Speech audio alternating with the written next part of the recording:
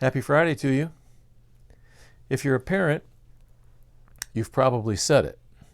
If you're a kid, you've probably heard it. Don't take candy from strangers. Now, the big threat with candy from strangers is not so much being poisoned, though that's a reality, I suppose, in some places. The main idea is that people don't want you to be lured away or enticed into a situation where you could be kidnapped.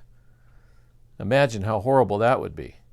I remember being warned about that somebody might try to kidnap you and take you away. And of course, that would be very horrible. It actually does happen in some situations, and it's a devastating thing to all parties. Now you say, why are you bringing that up now, Mark? Well, that's actually the warning that Paul gives to the Colossian church, and we're going to be studying that on Sunday. He said, see to it that no one takes you captive. Literally, make sure you don't get kidnapped. You see, Satan cannot storm the castle of the victorious Christ. He can't knock the front door down and come in and take you away.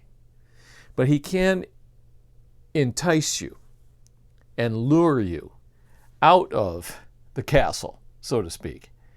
And many people have been lured away from the principles of Christianity into a false religion. That's what was happening in Colossae, and that's what Paul wants to warn the Colossian believers about. Don't be enticed. Don't be taken away from the faithfulness that you have to the person and work of Jesus Christ. We're going to talk about that on Sunday and how to remain faithful and the good reasons that we have for doing so. After that, we're going to be having communion together in celebration of the victorious Christ. And we're going to be doing communion just a little bit differently than we have over the last number of months. Rather than pick up your communion packet on the way in, we'd like you to wait until the end of the service when we actually spend time in meditation together. We're not going to be using the pop tops anymore. We're using a different method.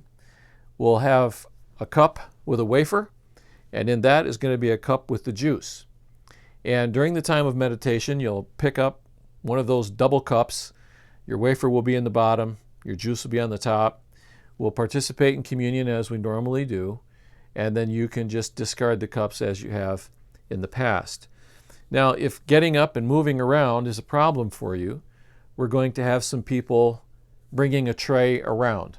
So for those of you that are struggling with some mobility or just don't feel comfortable walking around, someone will come to you with a tray and bring you the communion elements. So as we try to navigate these new days post-COVID, we're doing things just a little bit differently. We'll explain it again on Sunday, but please prepare your heart and your mind for the Word of God and for the Lord's table this coming week. Lord bless you. Have a great day.